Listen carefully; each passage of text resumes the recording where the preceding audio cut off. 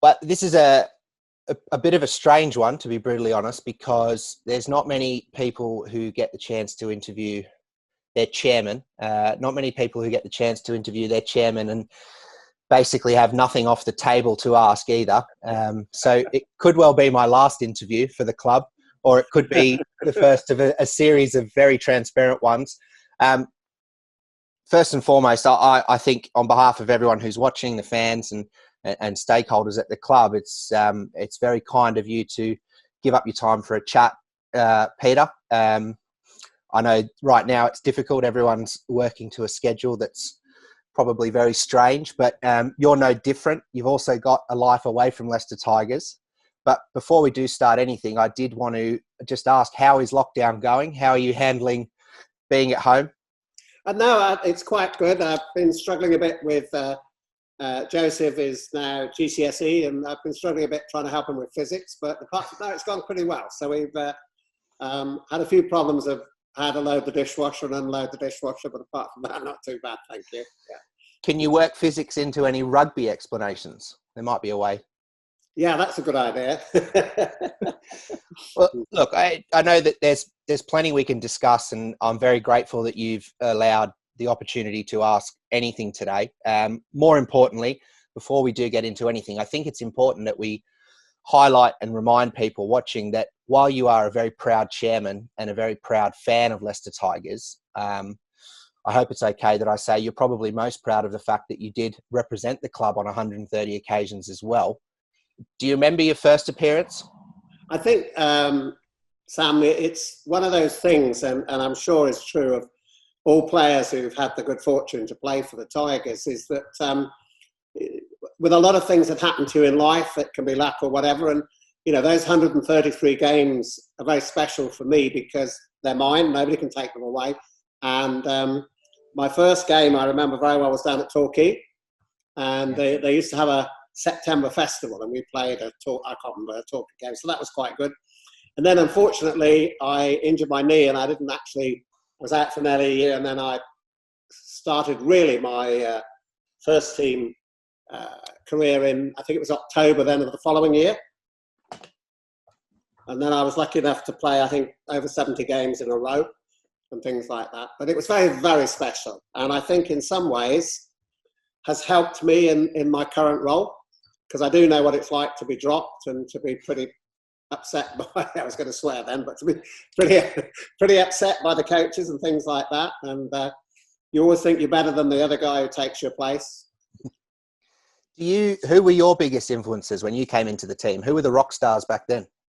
I was lucky in a way that there were two people, not players, a gentleman called Eric Lacey, who was a wonderful gentleman who sort of became my mentor over many, many years, along with Peter Wheeler and others. And he was a wonderful man. And then we had a guy who became coach who probably has never quite had the credit he deserved, a Kiwi called Colin Martin. And, Colin was always classic Kiwi. And, if we'd lost a game and were complaining about the rest decisions and things like that, he used to just say, look, when you see the result published in the programme next season, I'll just say you lost. So you should never blame the ref, it's your fault. I can't do Kiwi accents, but you know what I mean, yeah. And he was the first guy who really got us really training and doing scrumming practice and doing all sorts of things. He was an absolutely outstanding man.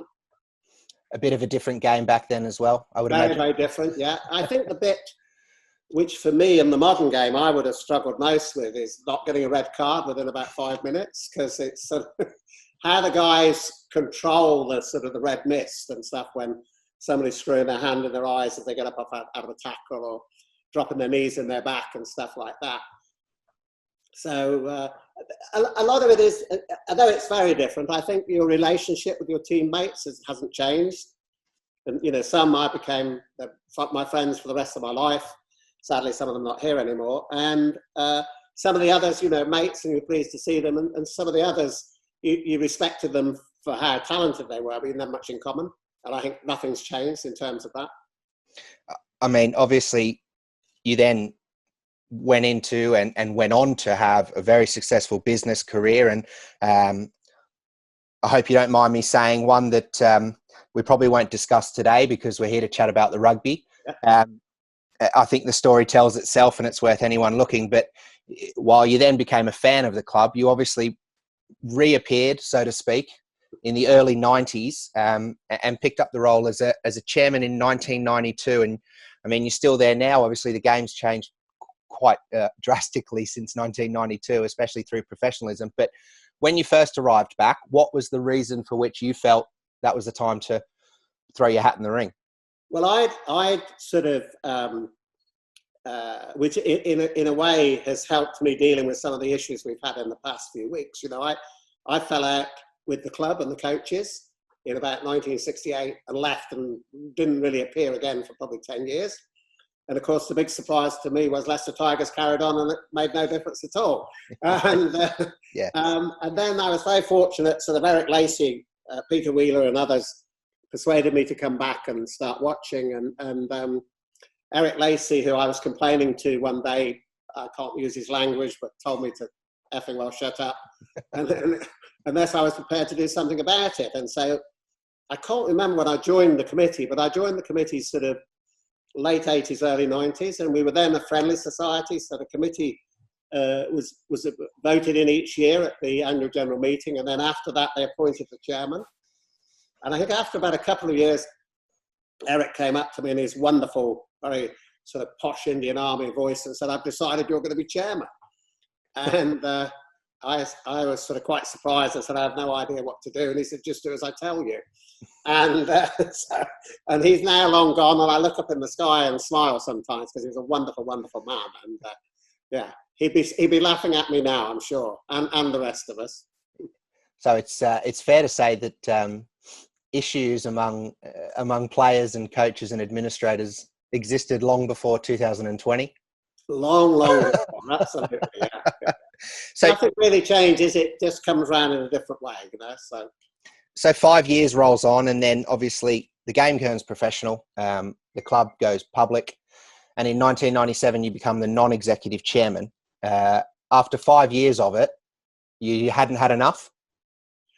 It's one of those things that is difficult to understand, and you know, the Tigers, as I suspect, if you know you're involved in some of the other great clubs like Northampton, Gloucester, and Bath, Bristol, it sort of gets hold of you in a way that's very, very difficult to understand. And I think there was always, you know, both short-term and long-term challenges. When I first became chairman, we didn't even own the ground. It was rented from the city. It was a 1920s ground with, you know, all of the issues that brought with it. And then we modernised what's now the Matoli Wood stand, and the game went open in '95, and Peter Wheeler was heavily involved, and I remember meeting him in that September of '95, and we just spent the cash reserves we got to refurbish that first part of it, and suddenly we're sat there and all the players were signing up for a Packer-esque circus that was going to start in that November. So Peter and I sat there saying, "Wow, you know, we spent all the money and now we've got no players." But luckily that was resolved, and we went on from there. So I mean, as a chairman, I think one thing that is constantly misconstrued is that you are taking some big wage packet from the club on an annual basis. If you don't mind me asking, how much are you paid by Leicester Tigers? A big fat zero. No, we decided that a long time ago that when we went from the committee stage into being a company with a director, you know, the only directors who get paid are the executive directors, so Simon, Andrew, and Ian, and the rest of us don't get paid at all. We're fortunate enough to get the odd free cup of tea and a meal now and again, but and we've always had a system where everybody had to pay.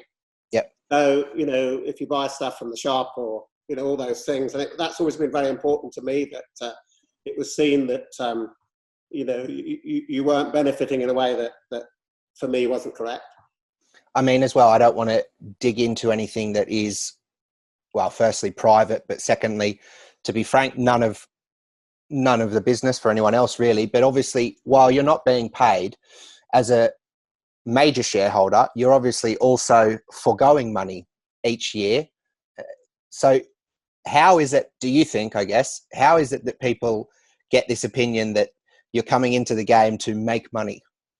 No, I understand that. And I think, again, it's quite difficult to, a lot of my family and friends and advisors and people sort of, what on earth are you doing it for? And I suspect if you asked a lot of other people, I'm not quite sure. I think it's just a sort of, there's something very, very special about Tigers. And, I come from Cornwall, so you believe a bit in ghosts and spirits and things. And, there have been times when lots of things have been going on and I've been, standing out on the edge of the pitch at sort of midnight. And there's it sounds a bit trite, but there's almost something spiritual about the place. Yep. And the guys who've gone before, our connections with the military and all that, those sort of things. And I think we've always been heavily involved in the community, which is something, again, which, for me, I'm extremely proud of the relationship that Tigers has had both in the past and so much today, which is so important. When you talk about that board, and we touched earlier on as your time as a player, there was issues you had with administrators, issues you'd had with coaches. Obviously, in recent weeks, and I'll ask you about them in a minute, we've had reports of similar, goings on, and that's across the game, not just at Leicester Tigers. But when you talk about the relationship between board and players, I imagine in 25 plus years, that's been different at times. It's gone up, it's gone down. And I'm sure when trophies were being lifted at the end of the season, everyone was much happier. That's just the way sport works at times. Everyone seems to have a great culture when you're winning. But what is the relationship between the board and the squad now, and what's it been like in your tenure? I think for me, we took, understandably, a lot of criticism in terms of the performance on the pitch over the past 3-4 years. And I think there has been a bit of a misunderstanding by, our supporters, and understandably so, that we spent more time, on refurbishing the ground, the potential car park project that currently now we've postponed, and the hotel scheme, which is, people going by will see happening. So I think perhaps we should have explained that better to people. And I think we had a really poor performance. I think it was Bristol a year or so ago. And if you've gone off with your family down, with your Tiger shirts and everything, I don't think supporters mind if you do lose. I think what they do mind is the way in which you lose. And I know that, so I understand. And I think, again, have tried to explain to, supporters at different times that, nobody goes out on the pitch to play badly. And there is something very strange about team sports when you can all sit there and have no real idea why nothing went right, and you blame the ref, you blame this and blame that. And I think that's a thing that makes sport unique as well. And I think the disappointment possibly of the understandable, cancellation of the season so far was, I think we were just beginning to sort of turn the corner. And one of the other things I am, very, very pleased and proud of is that we made lots of changes to how in which the academy performed, both in terms of its relationship with the various schools and rugby clubs and stuff like that. And I think if for supporters who are watching this, to see the number of very talented young players that are, joining the squad and coming through is something that is particularly special. So I know I'm probably pressing you on the subject. Would you say that the criticism of the board has been warranted or fair? I think for me, I am the chairman, and ultimately it's my responsibility, and therefore I prefer people didn't call me unpleasant names and those sort of things. But I fully understand if you're a passionate Tigers supporter, and having watched, the 2001 final again the other day, you realise how, or even the game at Cardiff with the famous penalty shootout stuff, you can see how disappointed you can see the reason why why supporters are disappointed. What always amazes me in sport, and I've worked in a couple of countries in different sporting codes, is when the team's winning, nobody is celebrating the board, but when the team's losing, they're blaming the board.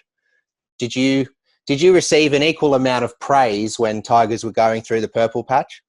I didn't, I think for me, ultimately, when I, do move on to wherever I move on to, apart from, my family and stuff like that, one of the great privileges has to have been part of what's been an amazing journey for Tigers since I took over. And to walk from Twickenham when we've won and all those sort of things. So despite, and I, at times justify criticism, it's just an absolute, that's a privilege.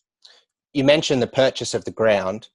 Is that one of the highlights that you would say has been as on the boardroom, spectrum? Is that one of the biggest successes or highlights you've had? I think, again, from the board point of view, it's quite a risk. And then the money that we spent, on the new stand and the Holland the Barrett stand was, a big risk. And I'm again, accepting that people are disappointed with the performance off the pitch. I think what we've done in terms of the ground and the facilities, and actually, what we've actually done at Oval Park, we forget Oval Park at times, but, the facilities there, and we spent quite a bit of money, fairly recently in improving them. And I think, from the infrastructure point of view, we're in a pretty good place. But I fully understand the criticism. I don't have a problem with that. Speaking of the board, obviously, there's been some changes in recent months. The departure of 3 board members, and let's not look back. We heard at the time of their departure of what they've given and thank them for everything. And from your perspective, but I wanted to ask you about the 3 new members. So obviously, Peter, Finton, and Duncan. Can you, I guess, for anyone watching, can you tell me why, in a nutshell, those 3 are going to bring something? Well, I think if I dealt with Finton first, he's got an outstanding had an outstanding career as a finance director and things, and Terry Gately had been with us for some time, done a great job, and decided it was time to move on. So we brought Finton in, and he'll be there, doing an awful lot of unpaid help and helping Ian Walker and stuff like that, and very important in terms of what we're going through at the minute. Duncan Green joins us, and Duncan's had a very, very successful career and is the senior partner at Pick Everett and Kay. It's a local Leicester-based business, and he's been heavily involved with Simon and others in terms of the car park scheme and the hotel scheme, and he brings some real skills to the board for us. And then I guess And then Peter has been involved, as a local and a passionate supporter, and has been quite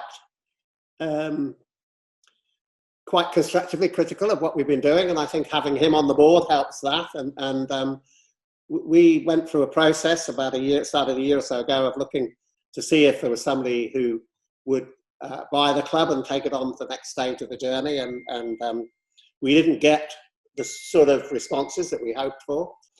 So in terms of the sale, obviously there's some privacy concerns there, so we won't go too much into the process or the detail of it. But could you explain as to why any bid you received wasn't one that you felt was one that was, I guess, viable? I think the most important thing for us was to try and ensure that whoever acquired the club recognised, the community thing and how essential a part of East Midlands, Leicester Tigers is. And we wanted somebody that was going to be in for the next 20, 30 years and things like that, and would be committed to it. And whilst we had quite a few inquiries, we didn't actually get to there, and we decided that it's, we'd actually look at what we can do ourselves.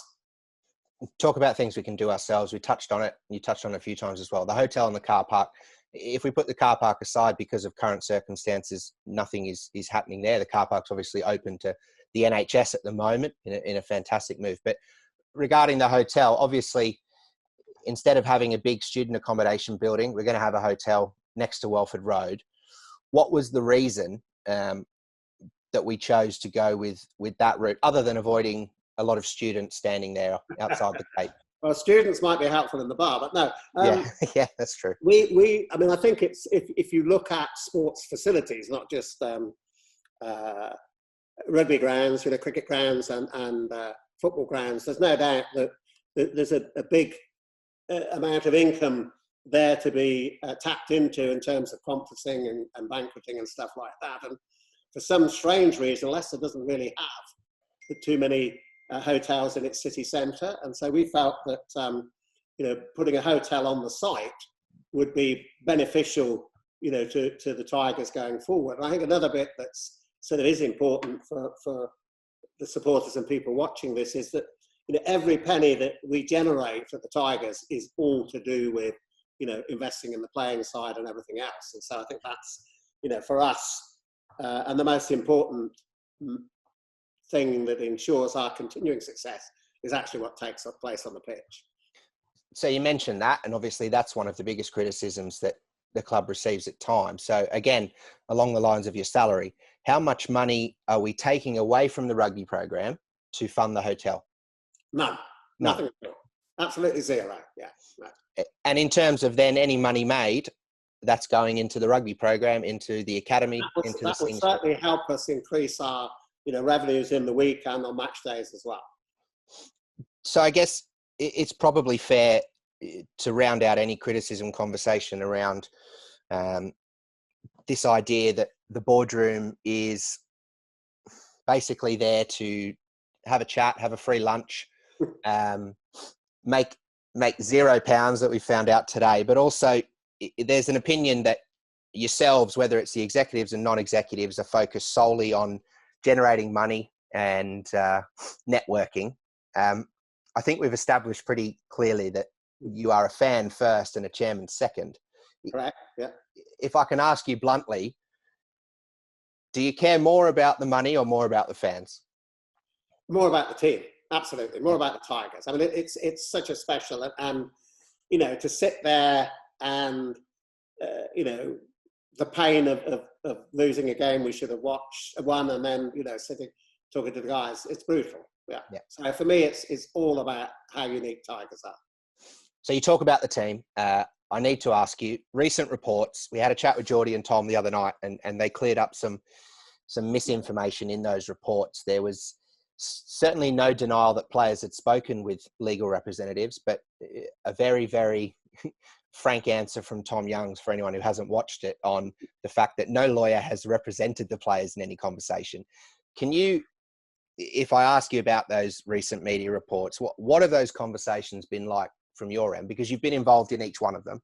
What have those conversations included? Obviously, without asking for anything that's private, but how have those conversations been, and what's been discussed? I think that the confusion for all of us was that none of us had ever faced anything like this before, and so and obviously the fact that we're not allowed to have meetings face to face has made it even more difficult. And people were being asked to take a sizable reduction in their salaries, with in effect really no negotiations about that. So we did our best to communicate, and I think early doors perhaps we didn't make use of. And I've become really into zooming every day now. But I mean, amazingly, 6 weeks ago I don't think I'd ever heard of Zoom. But so what we did then was, I've had one-on-one conversations with a significant number of the players. Tom Youngs has been heavily involved, and we did, I can't remember, maybe 5 or 6 Zoom calls during this time last week, which had groups of the players on, and I was on it with Simon and Andrea and others, Geordie and stuff. Ask any question you like, and I thought they went very, very well. I've been speaking to Greg separately as well, and we've had lots of conversations. So I felt a bit sorry for him that he and Genji got mentioned in that article, when in actual fact they were really both, along with quite a few others, doing what they wanted.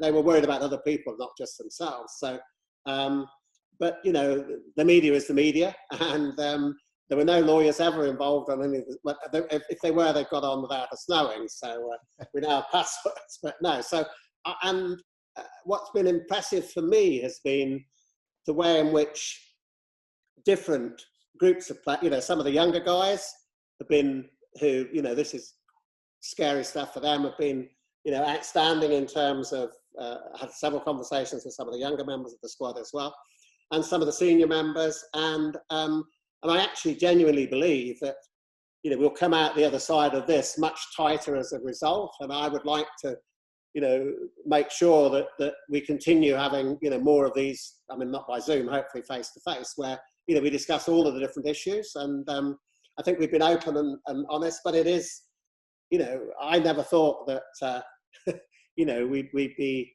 sat here. If you said to me a few weeks ago, Sam, that we were sat here, you know, doing a Zoom interview, I wouldn't have sort of, you know, but no, so I think it's been and I've been very, very pleased and very proud of the way in which, you know, everybody at the Tigers, sort of from, you know, people in the ticket office, some of the younger members of the squad at Oval Park, and some, we did also create, which I think is important, you know, a hardship fund, which has got reasonable amounts of money there to help people who are struggling. And also, you know, we arrange for people to get advice to do with mortgages and things like that. And separately to that, you know, anything we can help.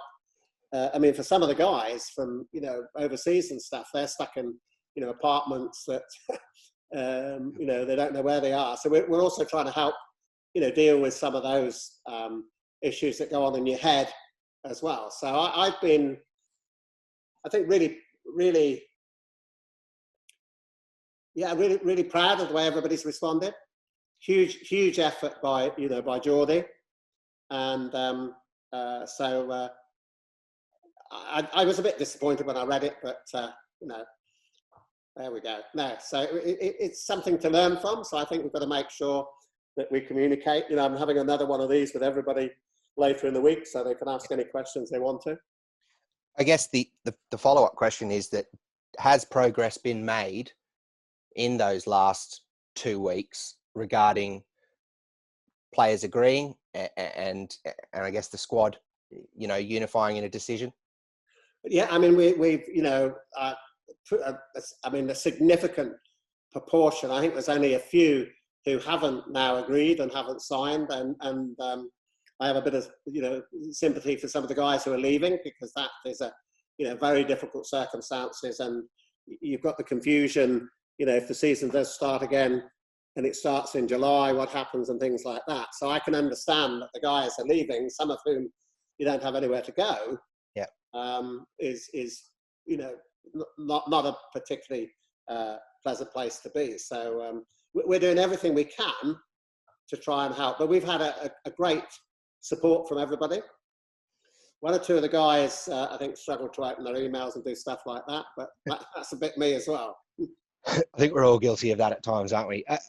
I guess to get away from that and look ahead a little bit is, if we are talking about the current situation in lockdown, what does a week look like for you in terms of being a chairman? What are you doing on a weekly basis in terms of, look, to be frank, trying to find a resolution when we do not have a return date, and obviously while taking the advice of players, advisors, friends and family and coaches and medical staff, we also need to adhere to what the government and health experts tell us what we need to do. But what does a week look like for you in terms of dealing with either Premiership Rugby, the RFU, or other Premiership clubs?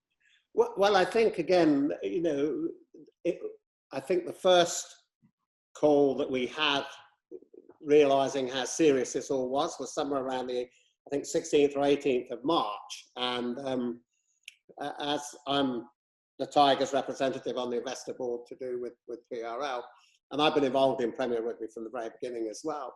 And so there's a regular 2 or 3 times a week catch-ups with the Premier Rugby. It tends to take place at 5 o'clock in the evening.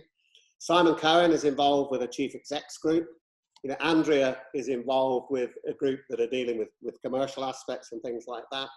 And Gary, and I know with you, are involved in, you know, marketing and communication stuff within Premier Rugby as well. So, you know, we've been having Andrea, Simon and I, with yourself and others, usually have a WhatsApp catch-up at 8:30, 9 o'clock in the morning to see where we are.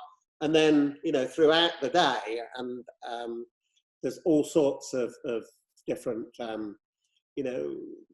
communications going on, working out, if we do eventually play behind closed doors, how can we, generate further income from that? And I know we've been having discussions about you to see if some of the, the abilities to do that. So there's been a huge effort by, a host of people throughout the club, working long, long hours. And again, for me, I've just been amazed at how everybody's, got stuck in. When you talk about the other clubs, I mean, I guess it is a difficult situation when different clubs are in different positions financially, different clubs are in different positions in terms of, the league table or where they'll be playing next year, because obviously Newcastle is also part of the conversation heading into the next season. How difficult is it when we do not know when we'll next play a fixture to have a planning session, if that makes sense?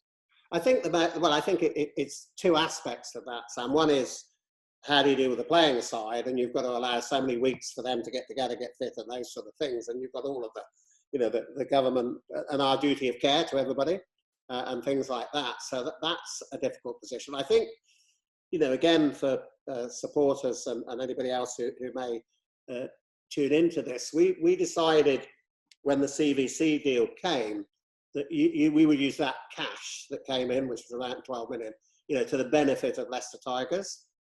And so, I know some of the other clubs, for understandable reasons, shareholders had lent money to the clubs and they took that money out. So for us, in the short term, pre all of this, we're in a very strong position, really financially going forward. And so obviously we're trying to work out, how we deal with, quite a lot of expense and no income going forward. But we're in a pretty good position from that. And I think the other bit that is difficult is that, none of us have any idea when anything is going to, happen again. And I do certainly feel, as I mentioned earlier in this interview, quite concerned for some of our guys who are on their own, who, in a foreign country and not really anybody much to talk to. And it's not easy. I guess you mentioned moving forward. So it's a very exciting time at Leicester in terms of not only, as you said, there's some building exercises going on. The club's undergone some changes in terms of the coaching structure, and obviously Steve Borthwick will arrive. Jordan Murphy is a director of rugby. I want to ask you about the pair of them as one. Why was the decision taken to move Jordan into DOR, and why was the decision taken to bring in Steve Borthwick, other than the obvious that he's an extremely talented coach? I think, again, what you realise is how much there's a huge amount of day-to-day work that goes on within the playing side. And I think, we were looking for somebody to complement and help Geordie. I think Geordie's grown incredibly over the past sort of few months. And Steve, there'll be a bit yin and yang, if you like. And I think, that'll be a help. And I think we have been probably a little bit light in terms of help there. And I think those two will really complement each other. And I think, again, we're quite excited about the squad we're putting together and the changes that are going on, some of which you'll be announcing over the next few weeks. And so ultimately, when we do play again, we think we'll be in a much stronger position. And going back to what to see this sort of pipeline of these very, very talented young players coming through, it's got to be, great news for the Tigers going forward. We hear a lot about the expectation levels at Tigers being higher than others because of maybe recent or historical success. At any point in recent seasons when things haven't gone the way that they should or could have, has the board reassessed and said that there's a new level or a new marker for success? I think as you know, we brought Paddy Howard back in to help us. He's been a great help and was very, very, as only Australians can be, as you know only too well, very honestly and openly pointing out where he thought we hadn't been doing things properly. And I think that's been a big help and going forward. And he's been available, over the past few months regularly for Geordie to speak to and things like that. And I think, obviously at the end of the day, we have to prove it. But, I think we have learned a lot of lessons, which I am absolutely certain are going to see us have a significant improvement at when we start playing. Is there a demand for immediate success, or are you guys accepting that this is a long project and the club is going to need hard work and some tough decisions and tough times together to get back to where's acceptable? No, I think so. I mean, these things are not, easy to fix, and there are, 11 other teams trying to do the same. So, but I think we have learned an awful lot, and I think there is again, something a bit unique about the Tigers, and it's interesting when you will know this from joining us. You talk to guys who've joined the club from other clubs that suddenly, they realise that there's something a bit unique about it, and running out, with the noise and the wood stand and all those sort of things makes it a special place. So you mentioned you're excited. What is it that you're most excited about looking forward? If we were to speak again in 2 or 3 years from now, what is it that you'd like to have seen achieved? I think for me, and I, you know me reasonably well. I tend to be a bit sort of, I often think there may be a few chips missing, or I've maybe failed the head injury assessment. But no, I think in a funny way that all of these sort of conversations that we've been having one-on-one and in Zoom groups, and with the playing side and with the people at Welford Road, I actually genuinely believe this is a huge change. And I think people have been able to, some of the private conversations that I've had with some of the players, they've pointed out some of the things that they thought we haven't done as well as we should have done. I had several chats with Johnny May, and wished him luck going to Gloucester, and told him that I hope he does well other than when he plays against us. But so no, I think we've learnt some things that we could have done better, and I genuinely feel that there's something just happening, and in a way that's just, I think, going to be very, very positive. All right, I think it's a perfect place to end. So I appreciate your time. I appreciate that you don't have to answer these questions, and more importantly, you don't have to answer these questions from someone who does work for you. But I think it's extremely transparent, and I hope your family is handling lockdown well. I think you've got a birthday party this week, if I'm correct. It's Georgia, my youngest, 12th birthday tomorrow. Yeah. I've got to make sure I'm not doing too many Zoom calls tomorrow, or I'll be in serious trouble.